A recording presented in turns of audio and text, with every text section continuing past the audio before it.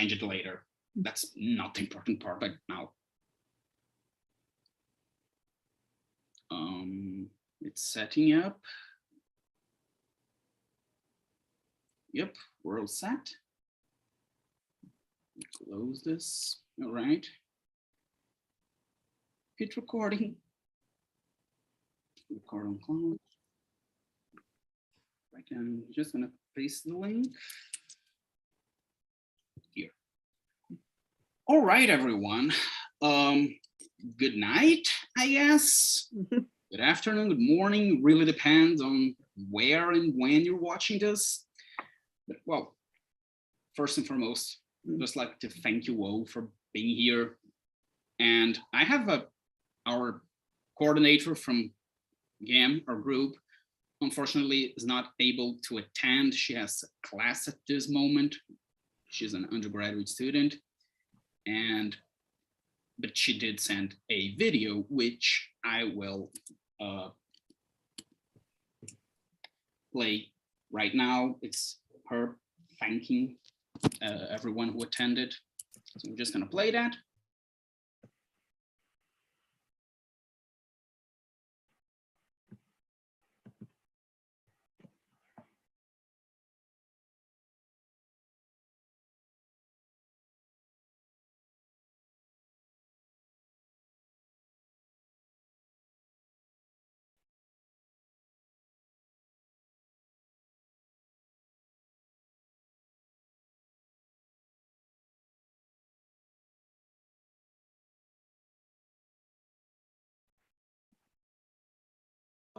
Okay, is it working? Like, can I hit play? Hello everyone, I am Melissa and I undergraduate in history at the State University of Monte Claros. Currently I am the coordinator of GE8M and I would like to thank you all for participating in this conference, especially the speakers and participants of the tables and the sessions. This moment is very important, not only for those who are here now, but for all members of the study group. This group is an opportunity to increase medieval studies and also to expand the barriers of knowledge of our university. Indeed, our goal is to generate debates with the community academic of medieval and medievalism studies. So I hope you are all enjoying this conference and I appreciate your presence. This is it. Thank you very much. Bye.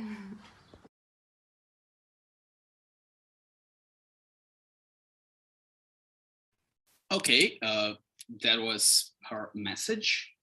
And now I'd just like to, I mean, we'll have all the whole thanking and sobbing part at the end, but I'd just like to preemptively thank people who will leave before the Q&A. Yeah, I'm looking at you. That's not a nice thing to do. Kidding. So thank you all for being here. It's we were discussing just now how amazing this year's conference has been. It's not as big as last year, but it's a very, very different context, and it's impressive really that we managed to pull it again. And well, I don't know, it's one of those moments where it's, I wouldn't say it's a goodbye, it's maybe a so long. Yeah, we're definitely not doing the same thing again next year. I can't take it. But maybe something else. Maybe it will be back in the distant future, the year 2000. Who knows? But well, so just thanking everyone again and just sharing some data. We had people from at least 5 different continents attending. We had almost all the possible time zones, although we did lose a few. And yeah, this was very interesting. And I think we managed to run some very, very nice discussions, both in Portuguese and English. So yeah, thank you all. And the most important people to thank for this, of course, it's always all the people who work behind the scenes. And we had a lot of issues this year with the Zoom account. And so the monitors, they're not on the account. I'm working via proxy, so they're giving me messages and telling me what to do. But there is an entire team behind it. So thank you. None of this would be possible without any of you. So yeah, that's it. Thank you all. That being said, I'd like to introduce our final guest, presenting our closing keynote, who is Dr. Angela, not Angela Weisl, Angela Weisl? Thank you. Well done. We'll be talking about King Mansa Musa's mines, global medievalism and the recovery of a lost medieval Africa. Angela? Thank you. So I'm going to share my screen. It says host disabled participant screen sharing. Can you enable participant screen sharing? Yep, done. Thank you. I feel enabled. Thank you. I don't think I need to optimize for sound or video since I don't have any of those.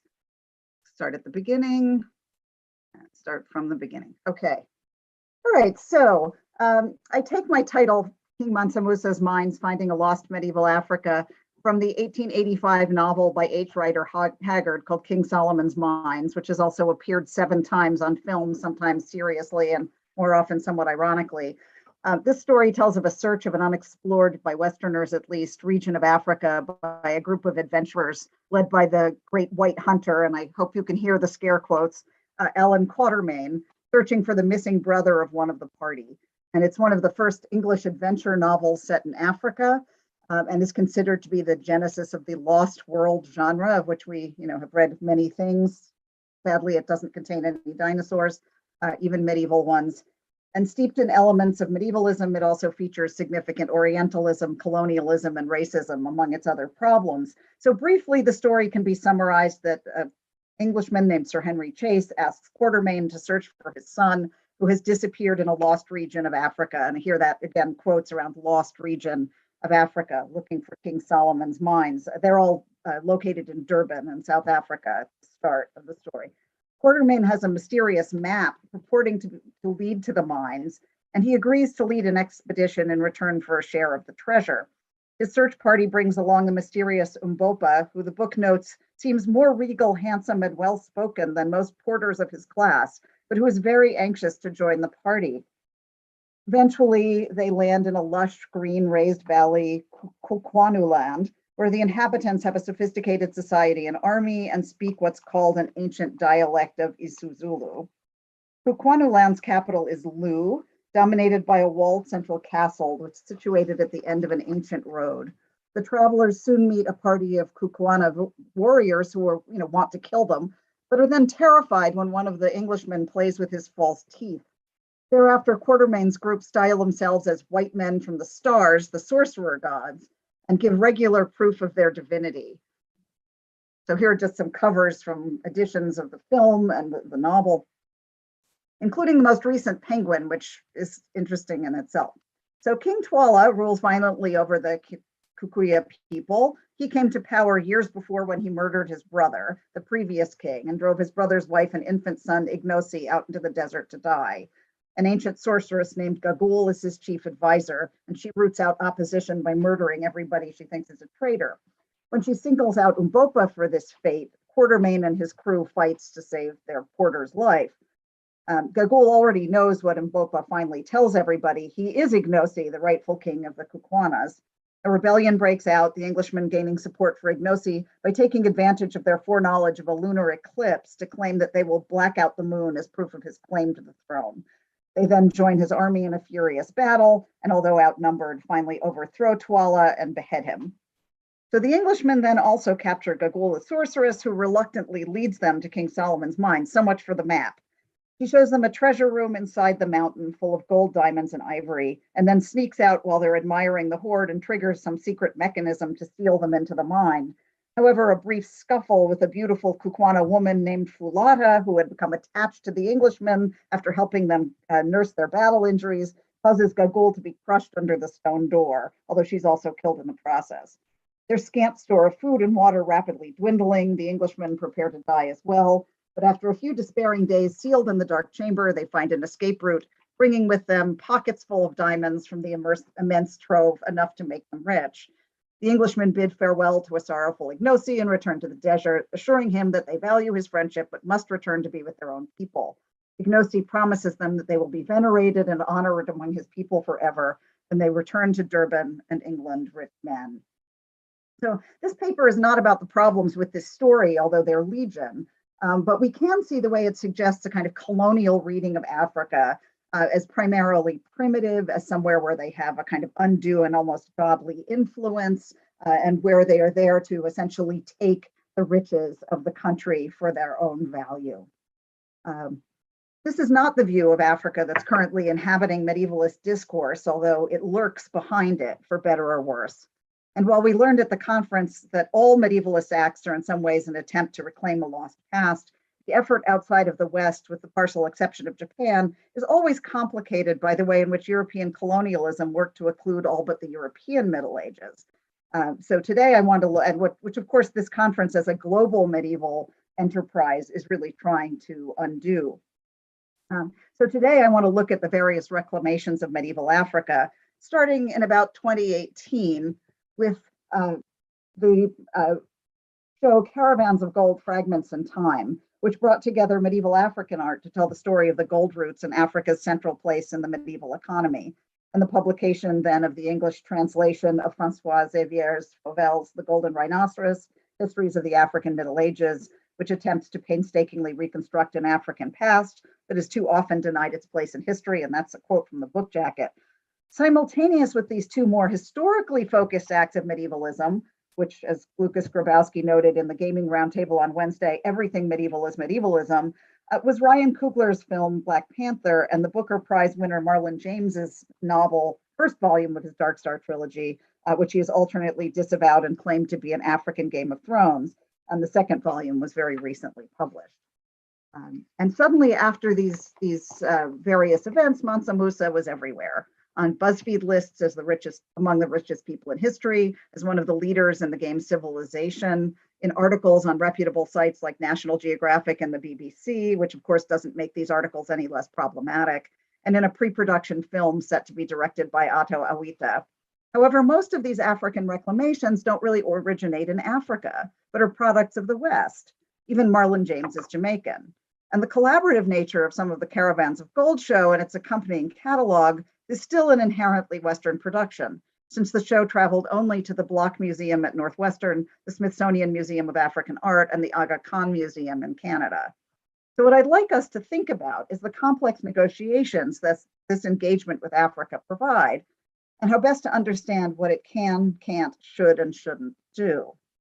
So of course, I'm a white woman. I occupy a particular position vis-a-vis this material. However interesting and compelling it is, it's not my story. But that doesn't mean it's not a story I have some obligations to tell, and that many of us have some obligations to tell, but more on that later.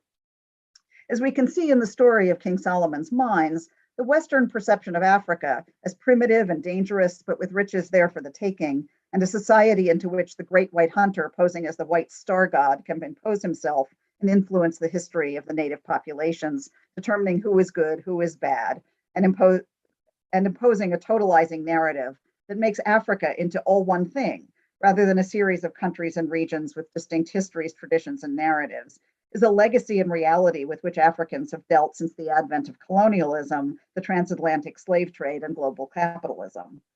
This reality may be why medieval Africa is so important to engage. To quote a Ghanaian student of mine, as he commented in my medieval literature class as we were reading the Sundiata, that was the last time my people had their own history. This certainly is a key point, but it doesn't really explain the efflorescence of interest in the West that has produced all my examples. And while some of them are clearly tied to Afrofuturism and the creation of an African-centered culture by African Americans and other members of the African diaspora, that can't explain every instantiation, although it can offer a sense of what this material can be and do. So back to Caravans of Gold, and here are some images from the show in its different locations. By all accounts, it was a terrific exhibition. Forging partnerships with museums and collectors in Nigeria, Mali, and Morocco, the Block Museum brought together works of art to tell the story of the art, culture, and exchange across medieval Saharan Africa. The catalog contains contributions from notable scholars from Africa, North America, and Europe, although the African scholars' focus seems to be on the traditions of fabrication, of glass, textile, and sculpture, prevalent in the medieval past, but still continuing today, while the other scholars are writing in a more traditional art historical mode. With the goal of demonstrating Africa's centrality to medieval networks of economic and cultural exchange, the show, while centering African art, also included archaeological finds of works from outside the continent, such as fragments of a bowl from China, the far end of the trade routes, and more traditional pieces of Western sculpture, sometimes incorporated into African works as well. The accompanying videos produced by each of the museums that hosted the show provide interesting insights into their perceptions and goals for the exhibition. The show's primary curator, Kathleen Bickford-Burzak from the Block Museum, opens their video noting the exhibition Caravans of Gold Fragments of Time places Africa at the center of a global system of trade in the Middle Ages. This is a story that takes us back to a period of time when Western Africa was playing a hugely significant role in the global economy. She points out that Mansa Musa, ruler of Mali from 1312 to circa 1339, may have been the richest man in the history of the world. More on the ways that that concept got used later. Chris Abani, author and professor of English at Northwestern, whose interests include African poetics, world literature, 20th century British and American literature, African presence in medieval and Renaissance cultural spaces, and various other things, including Yoruba and Igbo philosophy and robotics, takes a somewhat different approach, saying, so what this exhibition is asking us to say, well, what if you walked in here and all you saw was a bead? And those two images on the right are beads. So perhaps those are the ones he's thinking of. If you found this bead, what story would you tell of the bead? And for the first time, perhaps one then has to examine these two unconscious narratives in this creation of a third narrative, so that one inserts themselves not from the position of privilege, but from the position of a certain kind of curiosity. And so that's all we can ask, that you come here curious. And finally, Edith Ekunke, director of museums at the National Museum of Nigeria, then noted, we have in the museum world found a way to come together and synergize and be able to put across some of this precious cultural patrimony.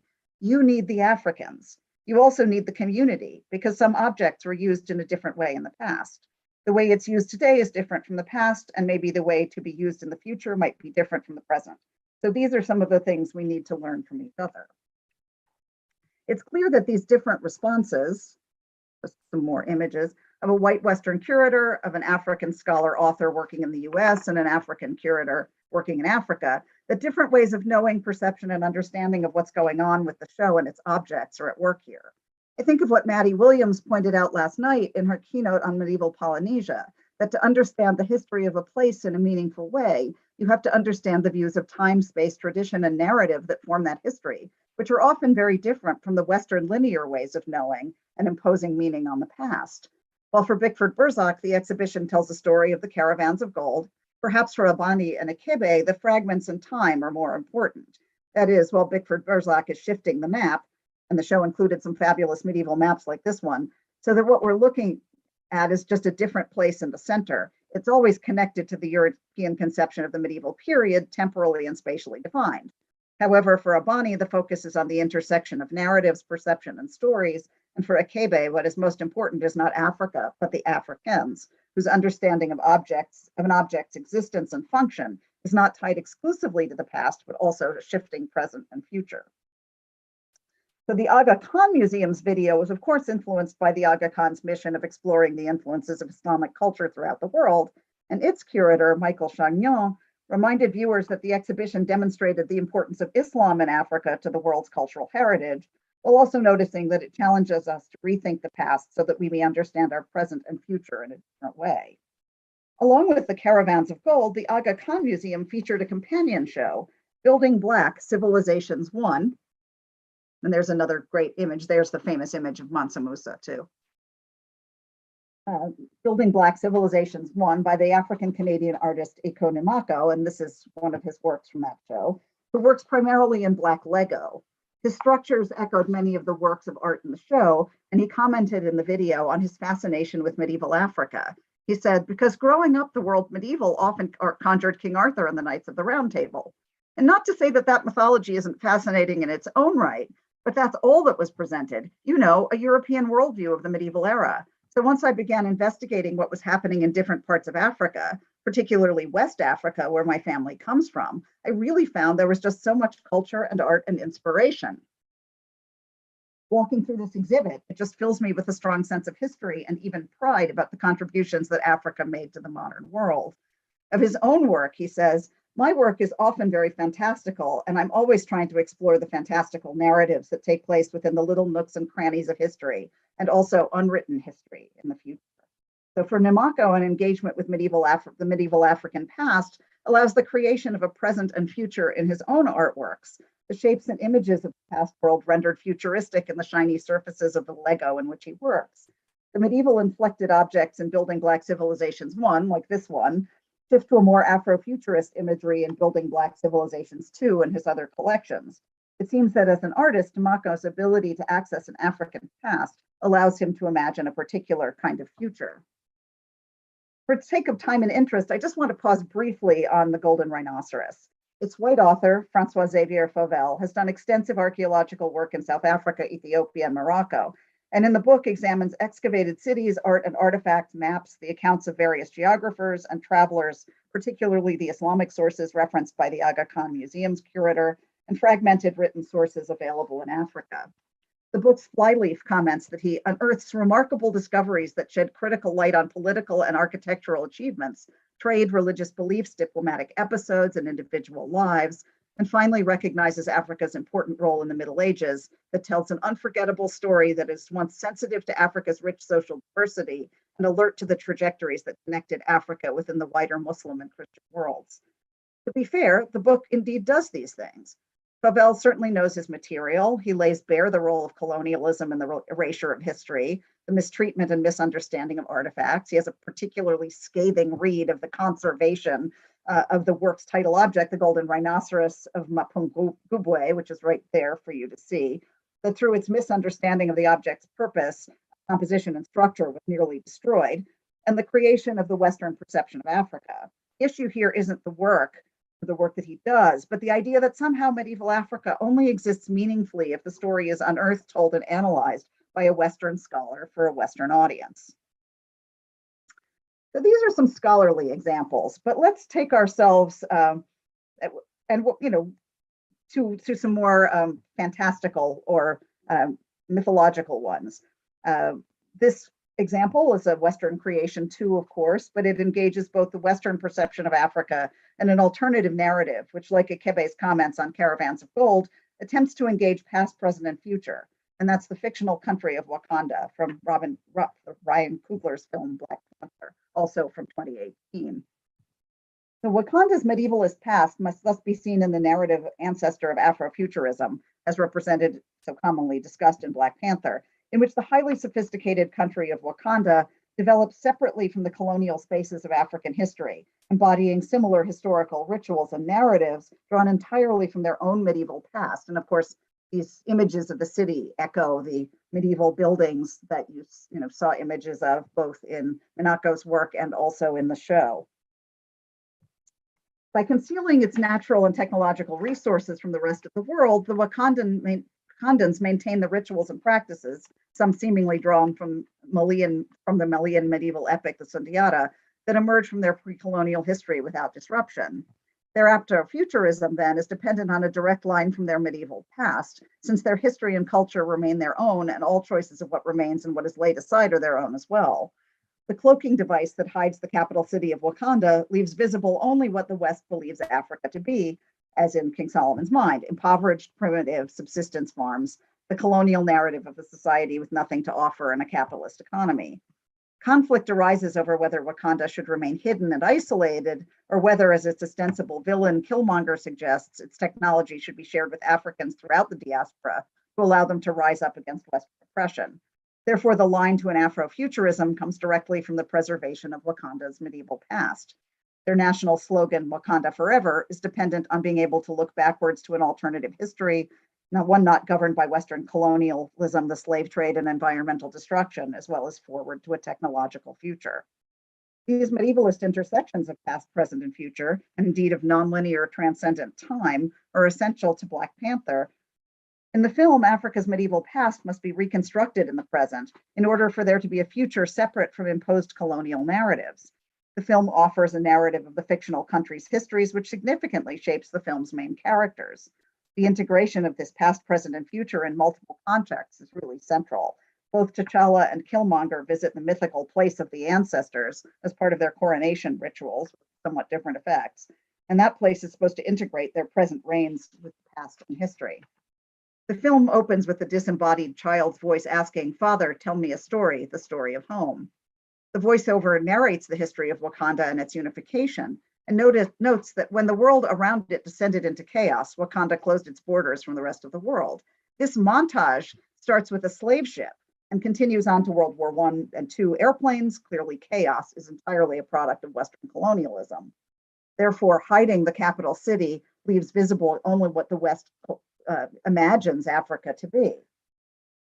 As a result, unlike its neighbors, Wakanda is able to create, preserve, and sustain a direct history from its medieval past to the present. Unlike the history of the rest of sub-Saharan Africa, Wakanda can both maintain its own sacred past traditions, the heart-shaped herb that conveys the power of the Black Panther, an avatar of the Egyptian goddess Bast, the King Challenge ceremony, the Dora Milaje, an African or Amazonian warrior guard, a unique alphabet, and fighting rhinoceri. So there's more African art that Wakanda looks like. There's the ritual, and there's our fighting rhinoceros, who clearly is based on our golden rhinoceros. While simultaneously producing highly advanced technology, thanks to their ability to mine and use vibranium, the world's strongest element, that also conveys certain kinds of magical powers. In constructing the city with a continuous history, Kugler offers a space that contradicts Umbe Yoka Mbere's au Musuri's warnings that Africa is a space of knowledge was repeatedly invented from the outside, and instead offers an African state unconstructed by Western observers, at least that's the fiction, underlined by the cloaked version of the country designed to conform to Western expectation. The intersections of past, present, and future time and space are embodied in the ritual by which Prince T'Challa becomes the king. After successfully fighting off M'Baku from the Jabari tribe, T'Challa undergoes a restoration ritual, which sends him to the ancestral land, where he's able to commune with his dead father, a place that Killmonger later experiences differently in his temporary ascent to the throne. Conflict, of course, as we've said, arises over what the future of Wakanda should be, offering its technology and wealth to empower the African diaspora or staying hidden. Of course, Killmonger believes that technology should be turned into weapons and shared with Black people throughout the diaspora to allow them to rise up again and conquer Western oppression. He first appears as an adult when he liberates a Wakandan artifact from the Museum of Great Britain.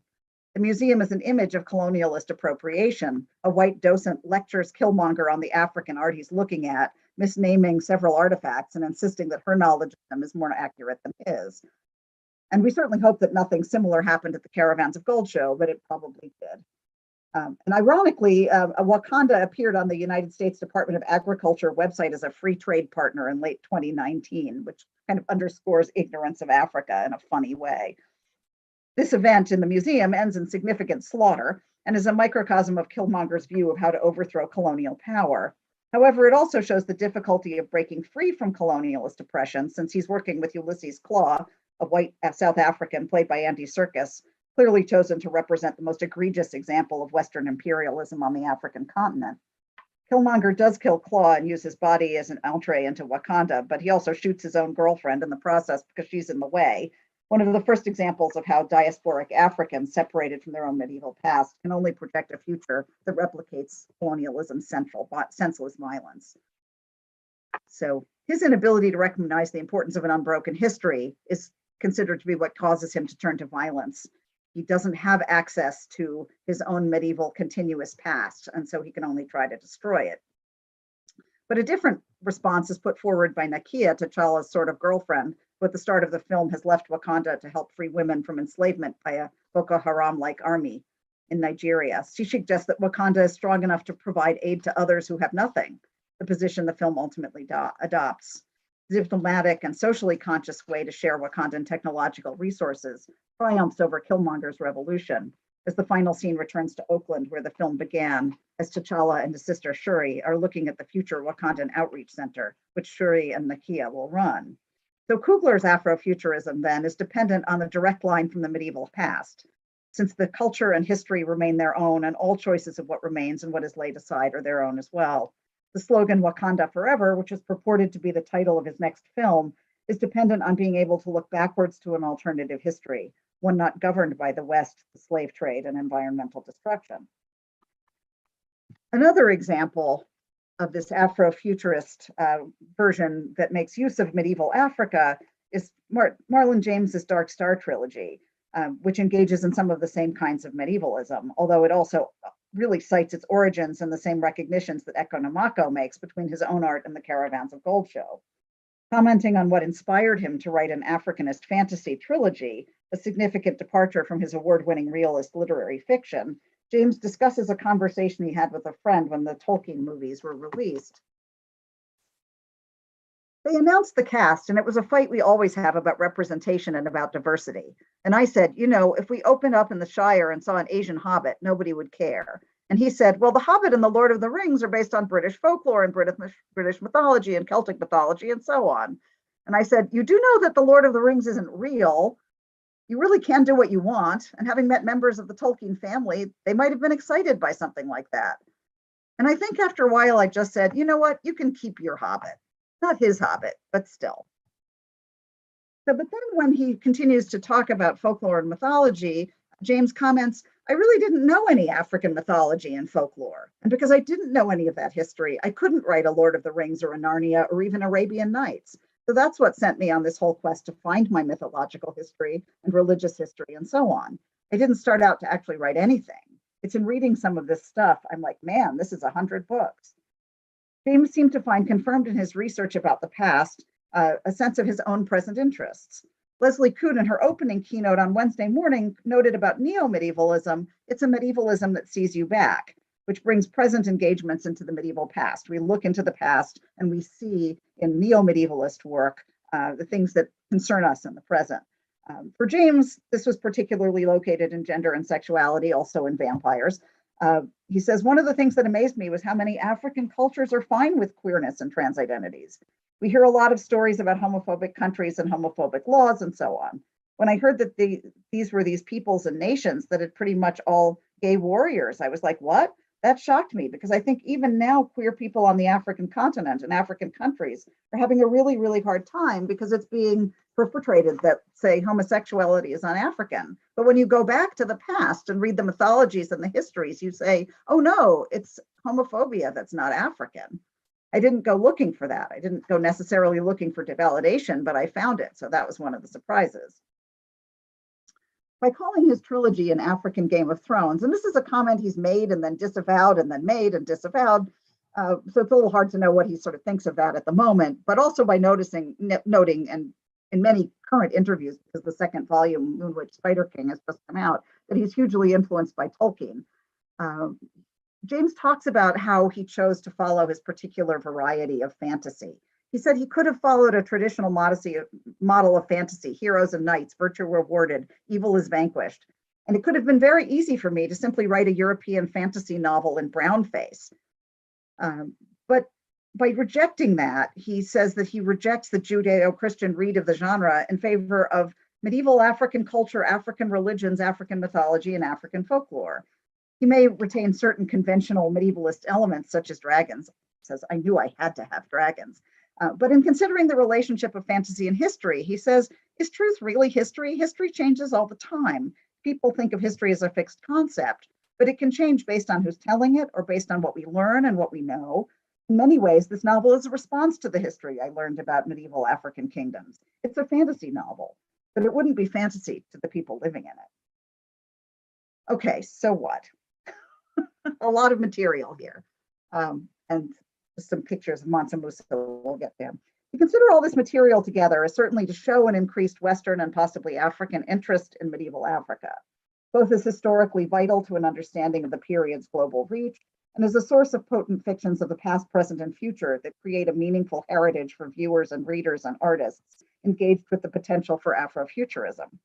Clearly, there is a great deal of meaning and potential as made evidence in Nimako's artwork, Kugler's film, James's novels for many people, whether students like mine seeking to find a history of their own, not displaced and overwritten by Western colonialism to the extent that that's possible, to find material about the past that features people who look like them, and to offer, whether that is historical or fictional or a combination, and to offer a worldview that's not constructed out of racism, xenophobia, imperialism, and violence.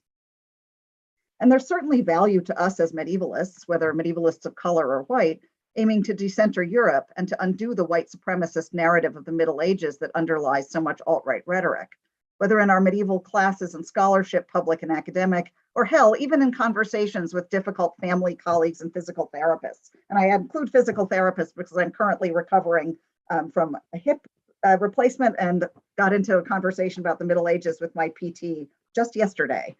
Not so much about medieval Africa, really more about medieval food, but you never know where it may go the next time. So the incorporation of medieval Africa into the narratives we tell may not produce medieval authenticity. And as Luis pointed out in his session yesterday, there is no such thing. And as Lucas Grabowski said, everything medieval is medievalism, but at least we can be more accurate to the globality of the period's culture, exchange, and narratives, and perhaps broaden our own ways of knowing, doing history, and understanding space and time, the way Maddie Williams suggested last night. So I do think it would be useful, it is useful, because I've done it, to teach the Sundiata and the Kebra Nagast and possibly even Marlon James and Black Panther, and certainly the art and artifacts of the Caravans of Gold show in our classes. And it's certainly valuable to write about them with a critical eye as well. What we should not do is substitute King Mansa Musa's mines for King Solomon's.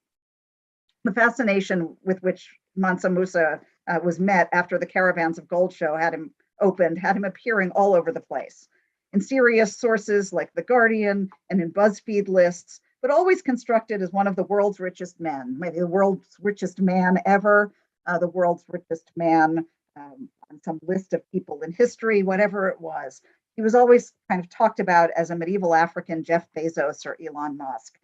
And to read him this way, through the eyes of Western capitalism, through what Andrew Elliott calls not his own merits in the past, but transposed onto Silicon Valley billionaires amid a fervently neo-medievalist rhetoric, which can only reduce him to being like the modern American captains of industry, is not just cultural appropriation, but also targets a specific audience by the comparison and suggestions that African archaeological finds can only be important in terms of what they can mean to the West. For after all, as the story goes, Mansa Musa gave so much gold to the cities that housed him on his pilgrimage to Mecca that he destabilized the value of the local gold economies. Maybe that sounds like Amazon driving out local bookstores and Walmart leveling downtowns. But when Mansa Musa heard this, he is purported to have used other valuable currencies, animals, produce, textiles, to buy back all the gold he had been given, reestablishing local economies while still expressing his gratitude for their hospitality. This is so much to say that medieval Africa isn't there for the West to mine for a kind of virtue signaling, and it doesn't exist because the West is interested in it. Medieval Africa has always existed, and as the curator from Nigeria points out, we need the Africans in many ways to tell us how to understand it. But I do think it is our job and our work as medievalists to make every possible effort to do that understanding. So thank you. I have one other slide, or a couple other slides. One is just the Legend Born, currently 2 books, probably going to be a trilogy, a cycle, which is doing what James sort of calls putting a black face on the European narrative. The main character sort of discovers that she is the rebirth of King Arthur. And then just these images of the Afrofuturist period room at the Metropolitan Museum, which, as you can see through its Gothic arch in the middle made of bricks, resembles very strongly some of the medieval Romanesque rooms in the same museum. So this medieval and medievalism intersection in our understanding and perceptions and interest in medieval Africa just finds itself all over the place, of course in an Afrofuturism as well. But it all goes back to Mansa Musa and his mines. So thank you. And I hope we can now have a conversation about some of these things and anything else people want to talk about. So thank you. Sorry, I was muted. Well, thank you, Angela. You're welcome. Thank you.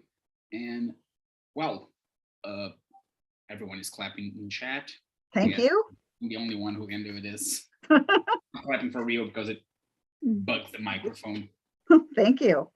But yeah, well, this is, I don't even, I think this is you did a great job of just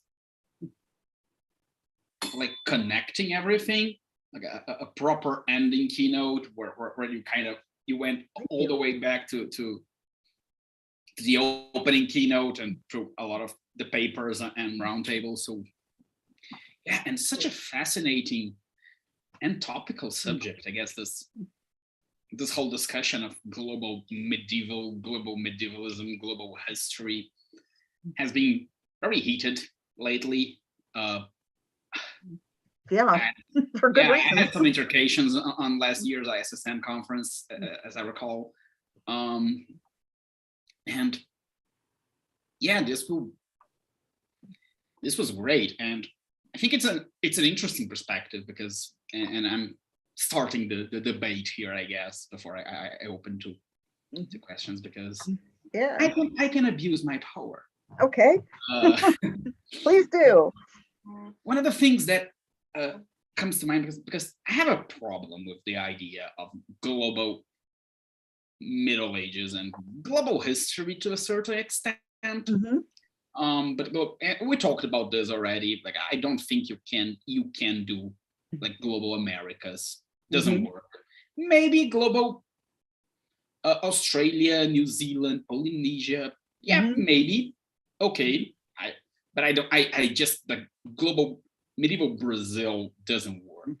And I don't think medieval USA works as well, nor medieval Canada. Oh, but the Vikings, yeah, like, no. Yeah, I mean, one of the things that I kind of lead off my class, because I do teach a medieval literature class that I try to teach in a somewhat global mode. Although, needless to say, there are all sorts of problems and difficulties in doing that I'm still fighting my way through, is that the Parks Canada film at L'Anse Meadows, which is the Viking site in Newfoundland, actually really focuses on the idea that once the Vikings had crossed the North Atlantic, that people were actually connected all around the globe. That was sort of the last unconnected place. And I don't have a great sense of how accurate that is. I mean, I think you can say around the Northern Hemisphere that there's a connection. I know much less about the kinds of connections. I mean, certainly parts of the Southern Hemisphere, like Africa, are connected in these trade routes and these, kind of crossings. And that the film doesn't go into that at great length, but we can also, ask our classes to think about and talk about what that can mean, when that doesn't mean that everybody has a consciousness of everybody else. Yeah.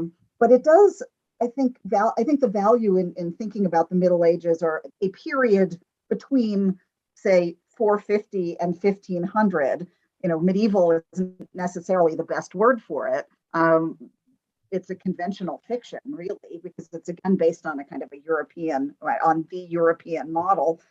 But this particular time that is before certain kinds of warfare and colonialism and printing, at large scale printing. Of course, there's printing in China before this, but and when there are certain kinds of connected nexuses of trade, particularly really from sort of Iceland, because there's not really, I mean, there is trade when the Vikings go to North America. There is, I mean, at least in the Vinland sagas, there's discussion of particular trading that they do with the Native Americans, but it's not a sustained, piece of a trade route.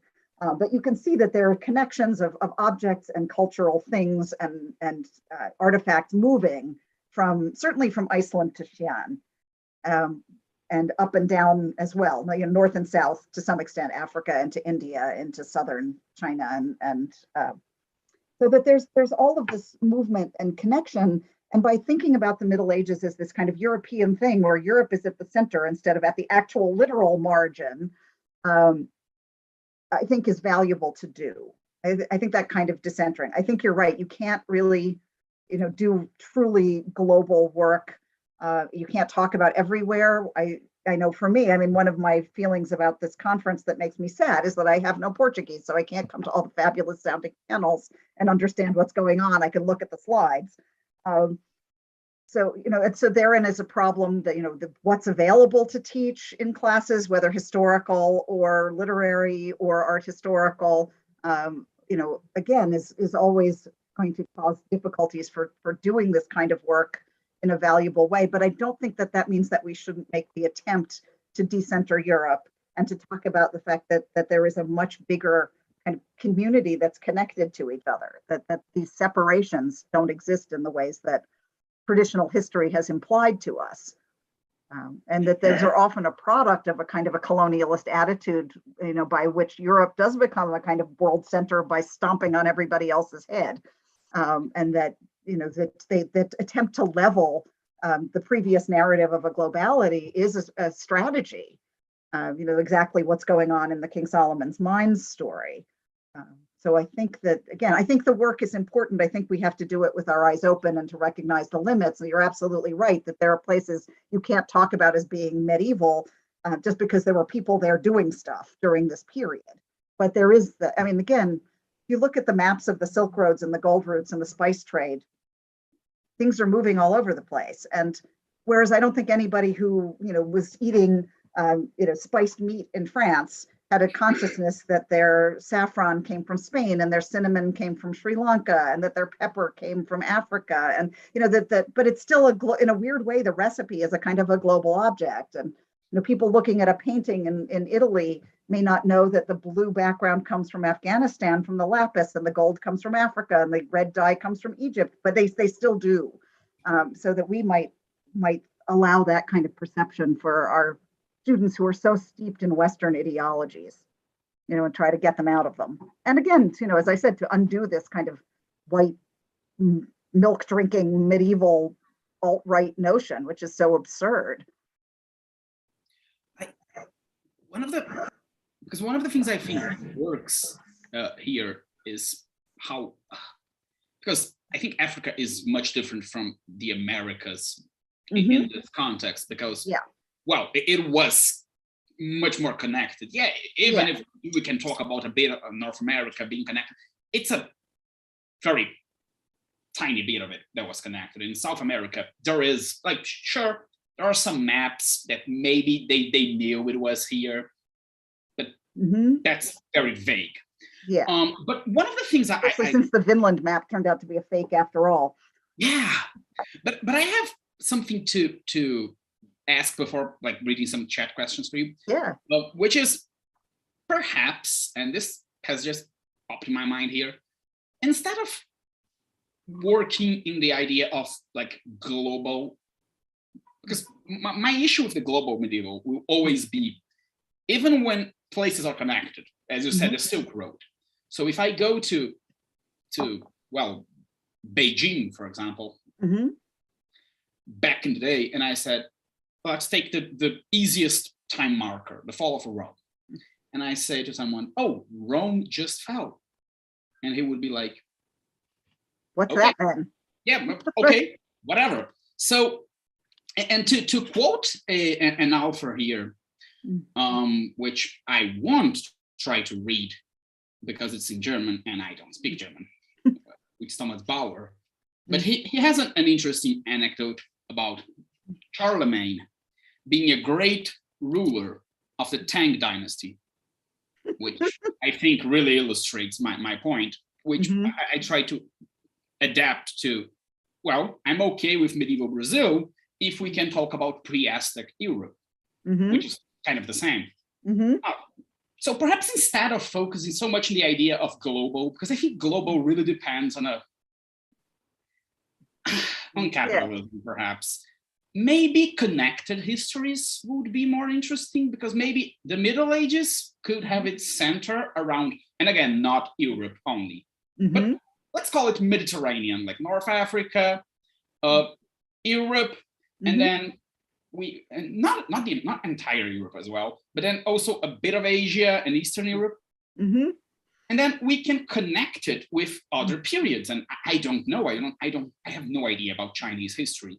Yeah. Yeah, maybe a period. And for Brazilian or the Americas, maybe we can have another period. And then we can talk about connected periods. I think, because I mean, really what I think I've been substituting global for is that sense of connectedness and interconnectedness across a much larger geography than the story we were all told. So connected is I think a good way of thinking about it. And, ultimately, I think we can talk about connectedness leading to globalism, but that's a whole other story. So, and certainly a post-medieval one. Okay, so now we're open to the audience, and if you want to ask a question by talking, which is nice, you can appear, raise your hand. Yes, I'd love to see you. Yeah, there's a raise hand button. But in the meantime, I'm going to read some questions from the chat. First one is from Carol. Carol Hi, Rollins. Carol. I greatly enjoy your presentation. I'm wondering if you could discuss a little more how such focus could or should be tied into a medieval literature classroom for undergrads. I can talk about how I have tried to do it, and why I've chosen to do it the way I have. It has been important to me to think about a more connected, to borrow Louise's term, which I'm stealing forever, Middle Ages for a variety of reasons. But of course, one of them is combating white supremacist narratives. And to think about the ways that literature written across a broader geography can illustrate some of the ideas that we want to bring forward in a medieval classroom. You can't, or I can't, really kind of do a chronological or geographical survey that is hugely encompassing. But I think there's no medieval literature class in which we don't like to talk about monsters. And so I, this particular time, taught the Tool Spectres, which is a Japanese text, along with Beast Cleveray, and looked at the Western werewolf and the Eastern tool demons. People discard their tools and then they gain consciousness and are mad at the way they are treated and go out and sort of attack people, and then they become esoteric Buddhists and go from being tool demons to being tool monks. But again, they occupy the position first at the margins, but then at the center by embodying, even in their monstrosity, the ideals of the story, the values of the text, the same way that the werewolf does in Marie de France. So you can talk about monstrosity and monstrosity in a pre-modern context through both of those texts. You can teach the ideas about sort of empire and nation in a medieval context by reading the Sundiata, which, although it doesn't exist in manuscript form, has been continuously told by Griot. And there are lots of interesting versions. The Penguin text, I think, is particularly interesting because it has two different versions. One much more heavily influenced by sort of Islam, and then the other one less. But they both tell the story of Sundiata, who is the ancestor of Mansa Musa. We can look at the artifacts from shows like Caravans of Gold. We can look at stories about contact. We can read things from medieval Japan. We can read, and that's the one place where medieval maybe works as a term. So we can decide what concepts we would like to explore, and then find some texts that are from outside of Europe to do them. But we can also find ways to kind of put texts in dialogue with each other. And one way I've found that has been successful is to look at a European Crusade narrative, and then to look at an Islamic narrative about the wars that went on in the same time. And I'm particularly not using the words crusade because they don't use the word crusade, and they don't view it as, it's like, oh, here are these annoying Franks again. And, why don't they just cut it out? Let's just go, we're going to beat them anyway. So and this is from the book of Osama ibn Munkid, really just finds the whole kind of endless attempts by the Franks to try to get this territory back mostly, to be kind of irritating. But he says, well, but they do have some interesting medical practices that we could learn from. They do some medical things that maybe we should think about adopting, but God curse them anyway. But it's such a different perspective. It's not making them into monsters, and it's not a religious war, and it's not a crusade. And again, I think putting those two texts in dialogue can really show that, where you stand is the story you tell. And so I think that can be very valuable. Looking at a travel narrative, for instance, to choose something like Ibn Fadlan over Marco Polo or even Mandeville can be a lot of fun. And it can also be fun because he meets the Vikings and has a really interesting perspective on the Vikings. And then when you look at a Viking saga, you can kind of see the ways that those interplay with each other. So those are some of the ways that I have been trying to integrate. The Norton Anthology of World Literature, Volume B, that was edited by Suzanne Akbari, provides a lot.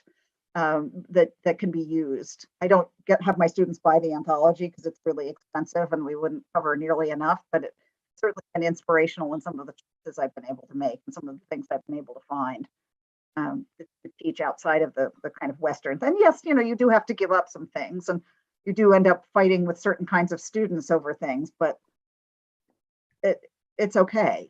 The world isn't going to end if you only teach Chrétien and not Tristan. It's okay.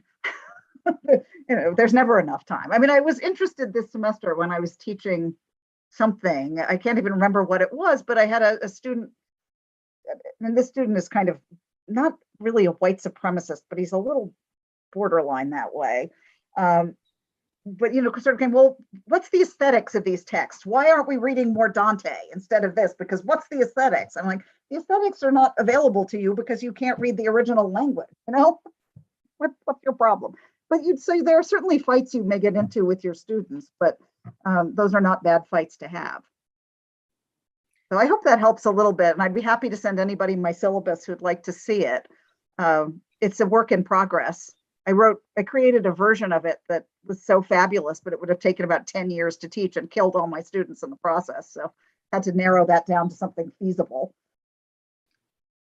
But I guess I will, maybe this is bragging a little bit, but I had a student talking at the end of the semester, an African-American student, who was giving a presentation on an article. She was a grad student in the class, and was sort of talking about attempts to kind of undo certain kinds of, I guess, supremacist elements in education, and cited this class as one of them. So I felt like it was doing a little something right. She's not an easy sell. So the fact that she felt the class was doing something important seemed like it was worth fighting with the kid about aesthetics for, who always wanted to talk about Neoplatonists, but that's a whole other story. Yeah. Although it sounds like a very interesting one. Yeah. We have some other questions, but we have a question from Gabrielle. But first, I'm going to read a comment from Carol because I think it connects to what you said, which is medieval/medievalism versus the actual period of time, e.g. the Middle Ages of Europe and the same time period for other places, seems to be a difficult concept for people to grasp, difficult to wrap our brains around, which I totally agree. I think it's always this temporalities, they're not always it's not always that simple. But another interesting thing you mentioned, the Crusades, and it's actually interesting how we keep referring to it as the Crusades, but people at the time of the Crusades didn't refer to it as the Crusades. So, anyways, I'm going to translate Gabriel's question. So just give me a second. It's quite long, but he's thanking you for your keynote, a very, very rich keynote. And he said many questions come to his mind. So he's thank you for that. And one of the questions would be, your talk, just like Professor Williams yesterday, seems impossible to reconciliate theoretically and methodologically. Global history centers around. Okay. He says it seems impossible to conciliate, on one side, global history centered around the past of local cultures based on their own documentations on one hand, and on the other, medievalism and its assumption that we can only access discourses about the past and not from the past. What would be your perspective on such an obstacle and how to overcome it? I appreciate the idea that you think I possibly could. I think that it is the obstacle. I think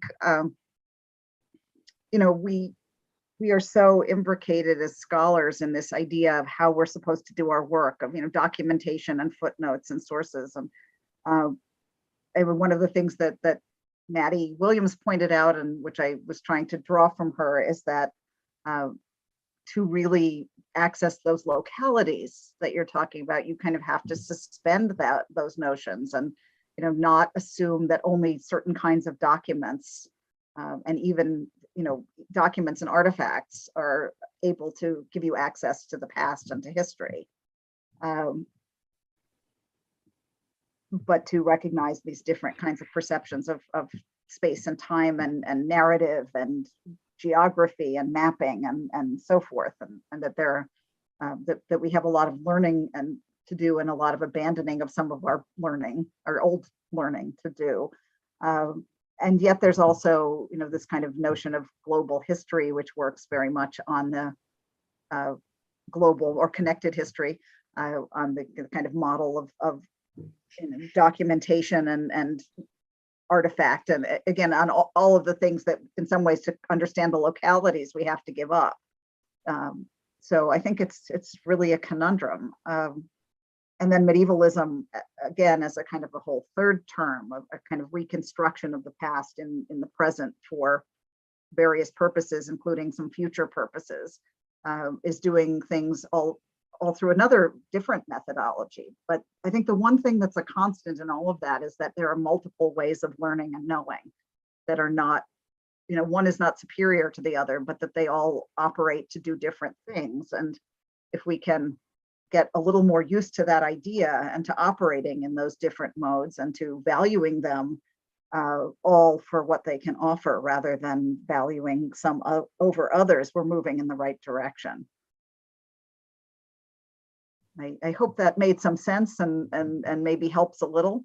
I'm certainly at the beginning of this journey. You know, ask me in 10 years and I might have a different answer. But I was very moved by the things that Maddie said yesterday about, you know, how you listen to the stories and the folklore and the various narratives and songs and poems of the Maori in Aotearoa, New Zealand, and that is history and encodes both past, present, and future in a different way, but is still history. That maybe is what we're not in the West very good at doing and have to learn. Just like to point that Daniele Galindo has posted on chat the name of the book I have mentioned by Thomas Bauer. Oh, thank you. And I have posted the quote right below, like it's 2 comments below the full quote. But yeah, the name of the book, I'm not going to try to pronounce it, but you probably understand it better than I do anyways.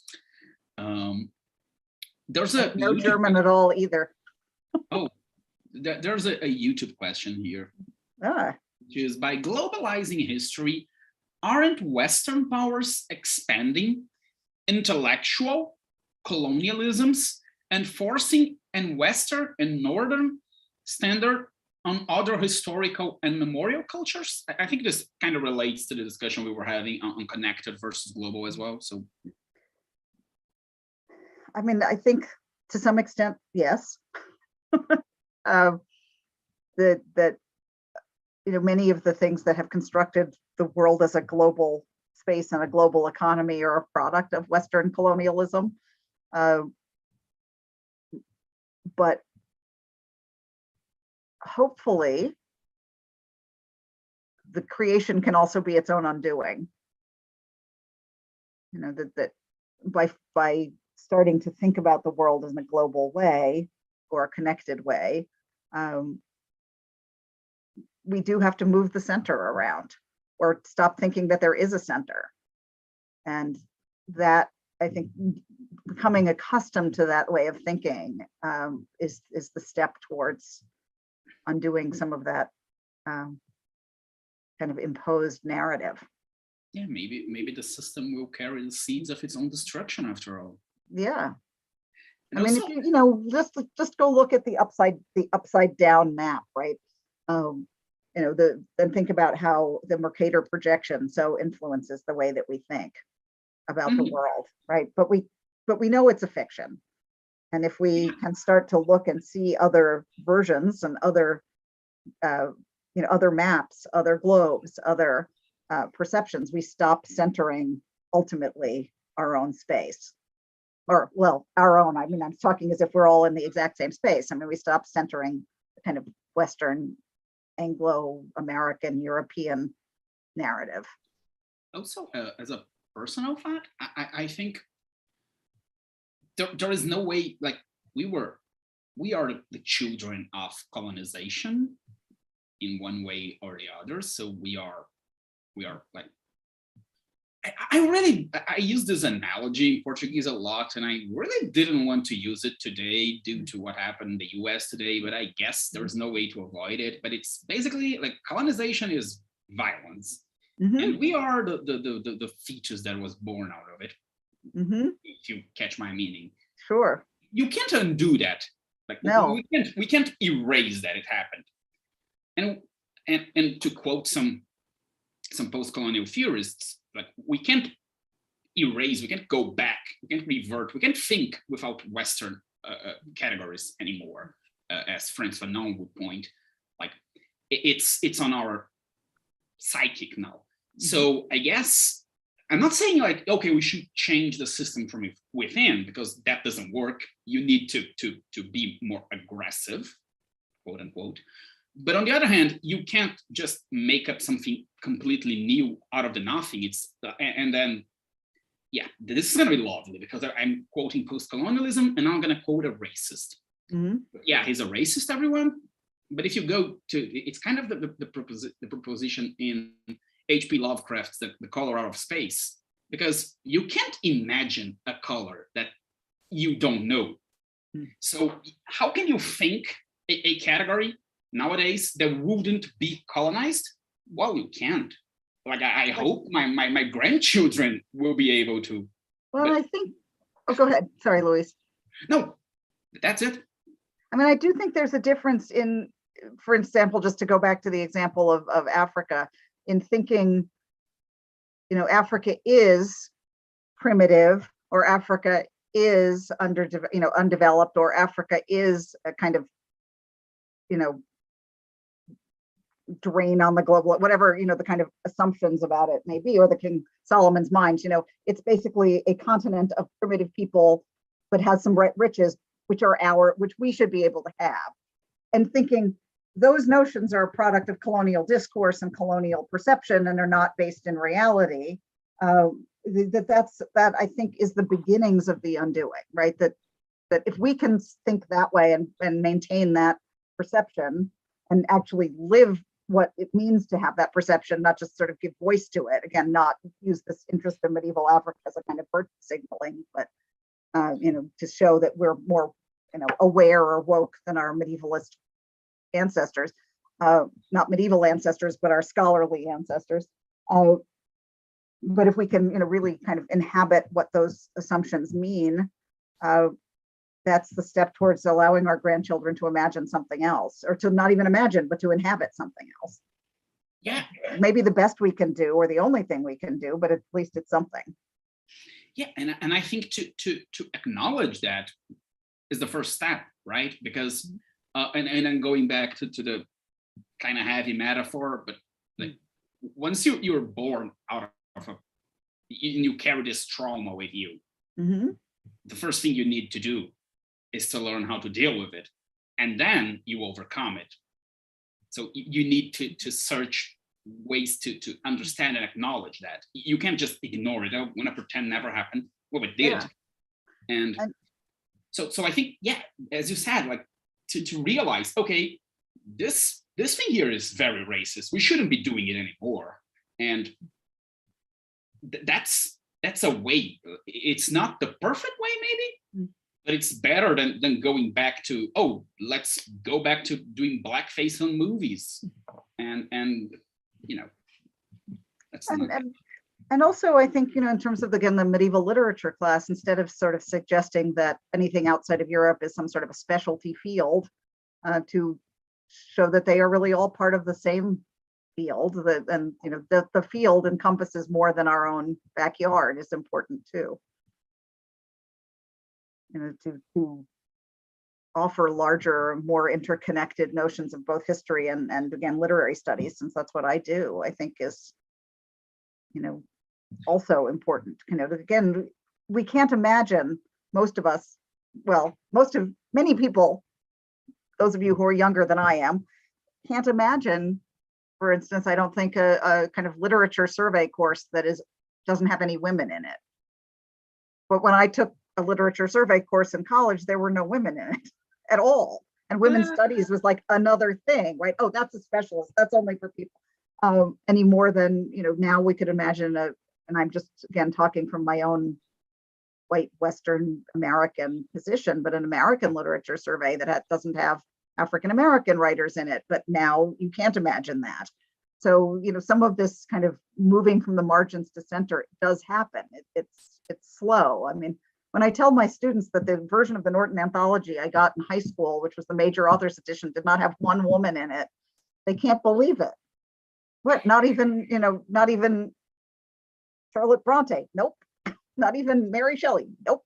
Not even, no, none of them. Not at all. They were not considered major, right? They were not considered authors. They were in the Norton Anthology of Literature by Women, which no longer exists. So, there is movement. It's just glacial. But yeah, this is an interesting example because I never read a female writer on school. Like when we were reading like Brazilian literature on school, never. I read it on my own. But I've added Stephanie here. Hi, Stephanie. Oh, Stephanie.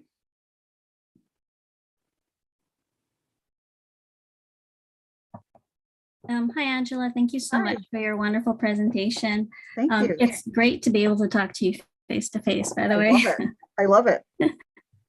You know what, just to deviate a little bit, or at least take us a few steps back to what we had been talking about before, I have this desire to express a reservation about the term connected history and connectedness. I also have the same reservations about, the idea of the global too. Let me just also add that. I think I just want to say that when it comes to the idea of a connected history and this term connectedness, well, which histories are connected, which histories are not considered connected, and why? And connected to who? Where and who are these nodes of connection? Who is going to be privileged? Again, playing devil's advocate, you can't help but feel like it's always going to go back to Europe. And I think that, and I'm not an expert in this. I've only read Geraldine Hang's introduction on because of her Global Middle Ages project. I've only read it. Which is fabulous. Yes. So I looked over it once, but from what I got from that, and also from Maddie's talk yesterday, was that, when they talk about the global, it isn't so much about connectedness, right? There does not have to be, and again, maybe I'm misinterpreting this, like a direct, economic or material connection. It can simply just be comparison. And even dissimilarities, which Maddie was talking about, the importance of, not focusing so much on the similarity. You can compare, but not focus on the similarities. That's where it becomes problematic. But I feel like when we talk about global and, which histories, anyways, this is where I have a problem with connectedness. What are we meaning by connectedness? And does there have to be that kind of interaction? My worry is that there are histories, regions, areas that people might interpret as not being as connected, right? For whatever reason. And, this aim, which I think Sierra Lamudo was talking about the global Middle Ages, the danger is to focus so much on diversity. That's the whole point of it, right? But, if we think about connected histories, we're still leaving a lot out. Is my point. That's my fear. So I just wanted to express that because we've been talking about this term a lot, and I'm like, I don't know what this works so much. But, yeah, and it's hard to know what does. You want to give a notion of an inclusive world and an awareness that so many things are going on at the particular time that are all important. And that one isn't privileged over another, and yet it's so hard to figure out how to construct talking about that. And so I think that's I think the challenge that all of this language is problematic in the end. Oh, absolutely. And so there's some charm about the notion of global, because it seems to encompass the entire globe, and yet it's also problematic, very problematic and connected too. It's nice for talking about the Middle Ages, and thinking about the root connections and trade connections across Asia, Africa, the Middle East, and Europe. But that's not the whole world, right? Yeah, that's not the whole world by a long shot. And, and even in doing that, there's so many localities that get left out. Oh, absolutely. We very rarely really talk about Eastern Europe and the kind of medieval literature thing. I mean, this certainly had much more in this conference than other places, but so yeah, absolutely, it's the problem, isn't it? Yeah. Language is the problem. Thank you, Angela. Yeah. So, and if you think of a better version, Stephanie, I want to know. Help me. I don't think I have any answers, much less all of them, by any means. And so, yeah, I mean, I think we're searching for the right word. And I think your point about really we can compare things for their dissimilarities as well as their similarities is very useful to do for various reasons. And for many of us, we're teaching a lot of people who are never going to become medievalists or scholars or any of these things, but to teach them to think in those kinds of ways is so valuable. And I mean, that was part of the fun of doing the Tool Demons and Beast Club Ray. I mean, certainly these are two worlds that never could have conceived of each other. That there is no direct connection. They are not a piece of connected history. And yet there is something human about our understanding of monstrosity that we can talk about, even if it manifests in fundamentally different kinds of ways. Just entering the discussion here, because I was the one that brought the term to the table. What I mean by talking about connected history, and I totally get your point, like what is connected, and that's we go back to the same discussion, what is global? But I think it's interesting to not the word I want, not interesting, but anyways, I think my main idea is, like, sometimes people will propose, but there was the US had the Viking settlement, and then there was some trade, and at least by looking at that, I see it working more on what defines a connection. Well, that would depend on who is writing, of course, and then there's a problem. But my issue is when we go back to, let's go back to the example of medieval Brazil. If we talk about global history when talking about the Middle Ages, and we go back to medieval Brazil. Yeah, we can compare, but then why use the word medieval? Why don't we frame it as Brazil during the European Middle Ages, or during the Middle Ages, or the African Middle Ages, if that works? But there is no medieval Brazil, and we need, and that's what I think, at least. That's my 100% my opinion, now, so feel free to disagree. But I think we need to start promoting specific temporalities for specific places. Like, Brazil needs to recover its indigenous history or its First Peoples history, because that's a blank. We don't know almost nothing about it. And the longer we take to look at that, the harder it gets, because, we keep massacring indigenous populations by the day. So, and then we don't know anything, and then we learn about European history, and then we start to learn Brazilian history during colonization already. It's like, okay, Brazil starts with colonization. So I think it's easy to just erase when we keep using. So yeah, maybe the problem here is not global, it's medieval. But yeah, and Carol suggested a very interesting term, which is disconnected history, which I love. And yeah, we have a comment here from Leandro, which is, perhaps if we treat global history as a field that encompasses comparisons, connections, and interactions, as defended by Sebastian Conrad, other than a fixed methodological tool, it can be easy to refine it. And yeah. And then Gabriel has a new question, which is, No. Oh, okay. Okay, he doesn't have, it's my bad. So if anyone has a question, raise your hand, type on chat, use the Q&A box. I almost said the QAnon box. I'm getting,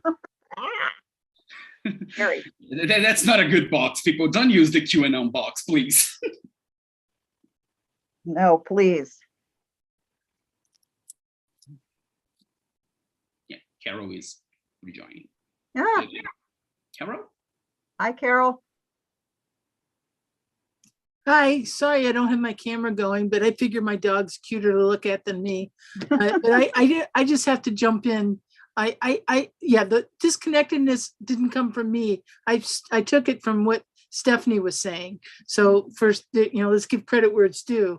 But I really struggle with this as I'm getting ready to teach it's called medieval literature course, undergraduate course, and its description is so limiting, and I want to broaden that. I want to go beyond, the traditions of the English language, and put it into a greater context. And so I really appreciated, your presentation, Angela. It was inspiring. And Stephanie, your comments are great, great counterpoints. And so what I was wondering what Angela thought in terms of if we put things, given, all right, I'm going to be United States centric for a moment. Given what's going on in the world today in politics, particularly in the United States, but Brazil, other places as well, we're moving in this direction of the good old days of white guys, and I wonder about. I'm beginning to have anxieties about the dangers of teaching what we teach, and I wondered if you could speak to that. I mean, and just to make it so it's clear that I'm not being paranoid.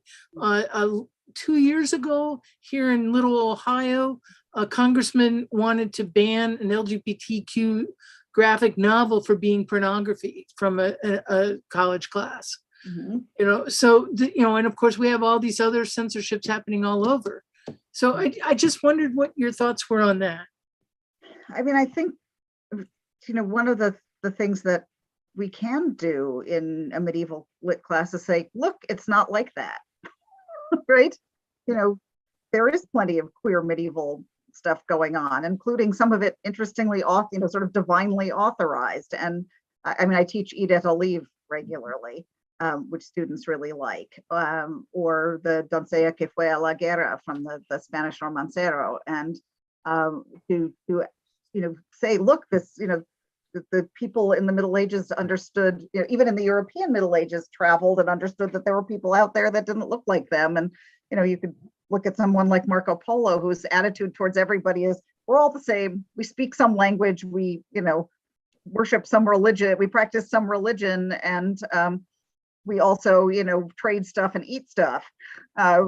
Whereas there's this very, Marco Polo is kind of boring, but it's also really very leveling in his notion of others, and that he seems to think everybody is basically, doing the same thing, whether he's in Java or China. And, he kind of is occasionally distracted by marbles. He's not really that interested in them in the same way that Mandeville is. I mean, he doesn't have people with, legs the size of umbrellas and dog heads and heads in their chests. And the ways that somebody like Ibn Fadlan can encounter the Vikings and say they're the most beautiful people I've ever seen and the most disgusting at the same time, so that that there are a lot of voices in this time that are not white, not male, not even Christian the way we tend to think of it, not straight, not conventionally gendered.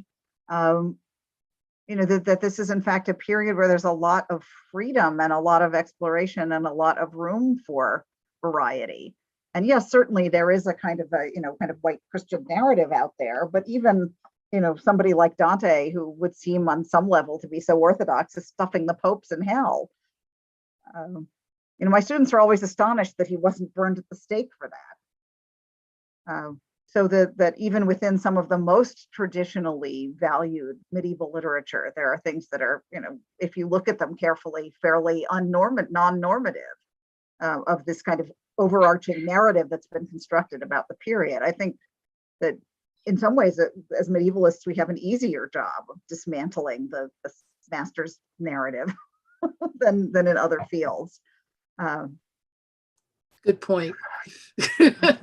So just again, to kind of teach those things and ask students to engage with some of these ideas. I mean, one of the things that, since you brought up gender and sexuality, that has been something that my students seem to have connected to often, is the idea that we have this idea of what normativity is, but it's not the same normativity in the Middle Ages by any means. So if this is historically constructed, then there's no such thing. And also to point that when you have like this exercise of looking at, if you can, primary sources perhaps, but even secondary, you can see that the narrative constructed about the past sometimes contradicts evidence from the past. Yeah. And I think that's the real point that you brought, like, oh, but if you read Dante, which is this, totally, how can I say, established medieval author. Canonical. Yeah, canonical. And then you can say, yeah, but look at what he's saying. Like, he's criticizing a lot of the things you consider established. And perhaps the Middle Ages that inhabits your mind is less a time in history, more an ideology constructed by, whatever, like the church or your political party. And then you keep referring to that. Yeah, to undo their medievalism, if you will. Yeah, and perhaps replace it with ours. Yeah, but that's it. It's in the end, I guess it's always a fight of perspective. Although some perspectives can be more based on historical evidence, and there's not, but there is such a thing as wrong history, of course. Of course. There's bad history. Yeah, and there is objectively wrong history. Like people will say, oh, they believe the earth was flat. No, that's wrong. Yeah. How would they have ever navigated to get anywhere if they believed the world was flat? But Leandro raised a hand, so Leandro, go ahead. I'm going to turn off my camera because I'm going to get some water, but I'll be right back. Sure. Okay, thanks everyone for this excellent event. It's been 3 days of excellency, of a lot of learning, of a lot of exposing ideas. And I thank Angela for this wonderful presentation. It was really, really great. I learned a lot. And in this debate of global history and connected history, I believe both were different things that should not be put together, but this is a talk for another day. My question, maybe more of a provocation, is that every time that I see these global Middle Ages or connected Middle Ages being talked about, it always seems so positive. So I don't know if you ever watched the classic Simpsons episode that Lionel Hutz talks, oh, what would be a world without lawyers and everyone is all holding hands together in peace? Wouldn't treating a global Middle Ages or connected Middle Ages only need pacifist aspects, not only kind of wishful thinking of such a bad reality that we live in, that we do not want to see these bad things being a factor of integration, a factor of connection, a factor of comparison, but wouldn't also it be somewhat unconsciously, but better my guess, a legitimizer for a neoliberal globalizing agenda? Wouldn't doing only positive global Middle Ages, and for example, if someone wants to do a global Middle Ages of violence, of a pest, or of anything that we don't want to hear right now because the world is already a pretty messed up place, perhaps looking at these negative aspects and applying them as comparisons, as integrations, as connections, or whatever, besides only, oh, there was trade there, everyone look happy, wouldn't looking like this both help seeing the complexities of the period, which would help also in that part of teaching Middle Ages, and also fighting against the teleological globalization, capitalist nature of what it seems to be the global history. I don't know if I made myself clear, but again, thanks for the presentation. It was really great. Thank you. Yeah, I mean, I think, you can't really teach medieval without teaching violence, right? I mean, there is violent conflict throughout the period, whether you're looking at it primarily from the sort of Eurocentric position or any other.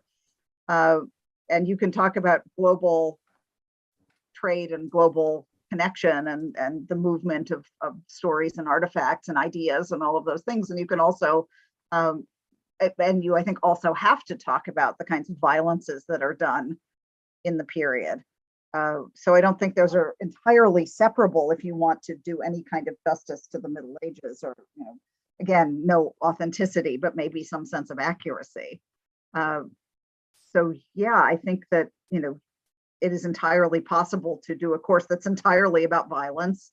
It's entirely possible to do a course that has none, but that would not, but no, I don't think it actually is possible, because even within any individual medieval text, and again, I'm speaking primarily as a literature scholar, not as an historian, there is violence. There is, it astonishing to me always has been, and this is kind of slightly an aside, but that if you look at a medieval epic and you look at a medieval romance, for the most part, the violence in the romance is actually worse.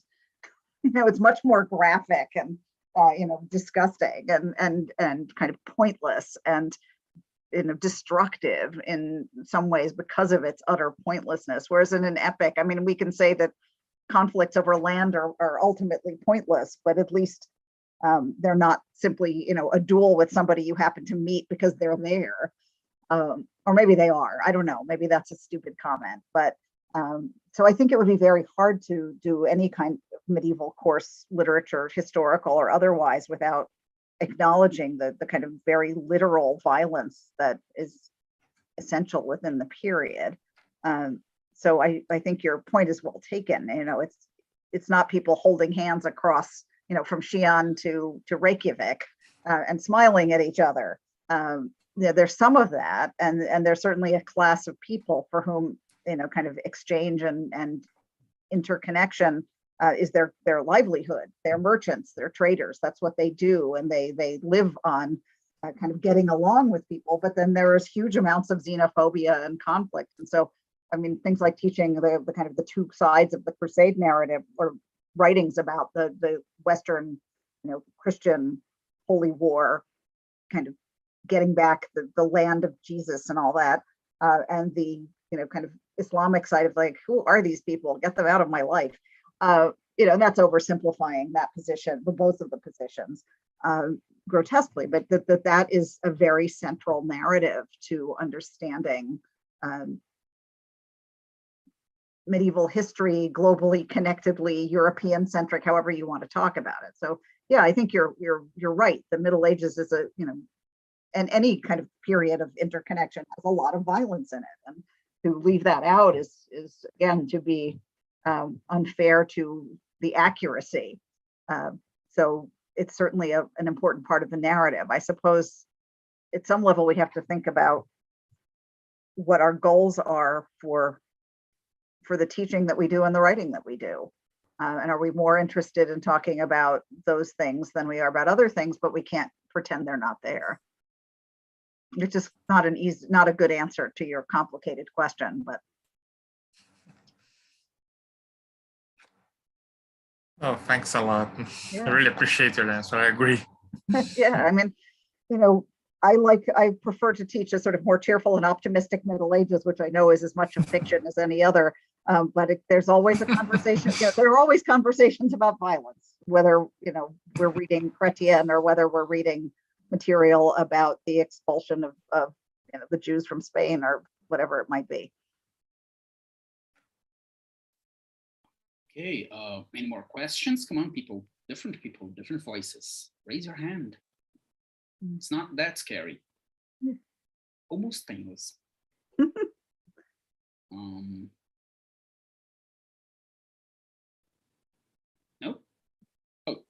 Carol. Oh, Carol, you were here already. I'll fill in the void while other people get inspired. So here's the thought. I'm picking up on what you just said, Angela, and you know, you make a good point. We're trying to teach our students medieval studies, and whether we do it in a cheerful way or a morbid way, you know, could affect how, you know, the perspective. And you know, the whole illusion of objectivity is an interesting concept to dwell upon when we're looking at global or not global, connected or not connected Middle Ages, right? Mm-hmm. And I think that, you know, I what I've got going through my head at the moment, if you'll indulge me for a second, is this whole idea of, you know, is Beowulf a happy tale or is it a sad tale? And you know, and you know, and it really depends, right? Mm-hmm. You know, and I wonder, you know, and I'm also thinking, and I'm almost done here, thinking about your analogy about, you know, the perspective of just discussing, of understanding, appreciating the quote unquote Crusades. And I really love the idea of trying to push for maybe not globalism, but relativity. So I guess I'm not asking a question as much as making a statement. I'm wondering what you think. Yeah, I mean, I think Beowulf is elegiac, but that wasn't really your question. But yeah, no, I mean, I think that, you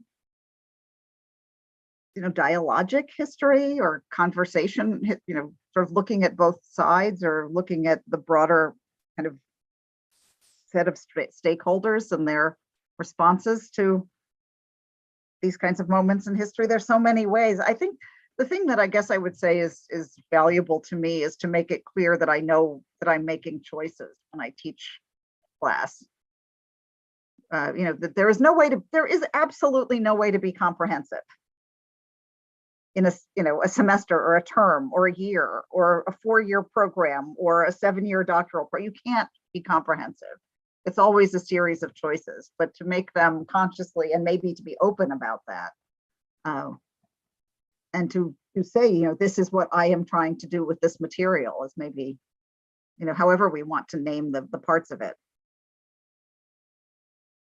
maybe is the most authentic thing we can do.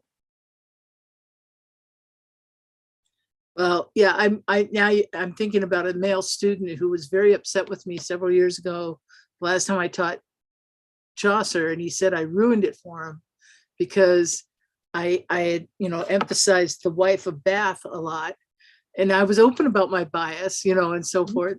And he said that I got it all wrong. You know, well, you know, and of course, yeah. Until we find a time machine and go back and ask Chaucer, we're never going to know. Right. And even then, you know, Chaucer's a writer. He lies for a living. Right. Right. Anybody who writes fiction lies for a living. So why would we trust anything? Exactly. So, you know, but it also, you know, brings up the whole feminist issue of, you know, how dare this guy come up to, I don't think if I'd, you know, had some balls, you know, and a little pee-pee, he would have said such a thing to me, you know. Mm-hmm. Probably not, but you know, I think you can always turn that back on them, you know. Yeah, yes. You know, why, you know, Chaucer is Chaucer. The words are on the page exactly the same, whether, you know, whoever's reading them. If you don't like, you know, turn over the leaf and chase another tala. Right. It's all diegesis. Go right. with yours. It's, you know. Yeah. Well, Chaucer's I think dead. We're not going to hurt him. We can't ruin Chaucer. He's gone. Well, I think students get confused about mimesis versus diegesis, right? Oh, of course. I think that, you know, I once had somebody tell me in a job interview that I had ruined To His Coy Mistress for them. Like, seriously, you're a professor of literature and you think that my interpretation of To His Coy Mistress has now ruined the poem? You have a lot of power. Clearly. You know, and I also think that there's some value in saying to our students, you know, that the interpretation of Chaucer that we have just laid out here in the classroom may not be something that Chaucer could have conceived of. Right. Because Chaucer could not have conceived of what's happened between 1400 and 2022. Right. Chaucer could not have conceived of many of the things that are going on, like a classroom, a chalkboard, women in the room, women in the front of the room, people, but that's okay, right? Yeah. You know, Yes. Yes. so, another useful thing to point out. There, we have more raise hands, comments. Leandro. or if people just want to get onto their Saturday or their Friday night. Yeah, I think we're hitting that point where our audience is kind of half asleep, or either half asleep or half drunk, or maybe both. Well, half drunk would perhaps be more medieval, but and more fun. Yeah. So I guess all that's left for me to do is to just thank you, Angela. Thank you for having me and for listening. I really appreciate it. I hope this is the beginning of a larger project. So I appreciate your thoughts and comments very much. And I'd like to just correct a little mistake I made at the beginning, and I'm trying to convince her to, Dani Galindo, to come up here and say it herself, but she's very shy. So because I forgot that I was supposed to cue her in so she could do the other part of our thanks, which is to her group, Poema, who's been our partner this year in organizing the conference. And in fact, most of the team working behind the scenes is from their group. So really, I think Dani should say a couple words. Well, sorry, Dani. Good. I have to say something now, no?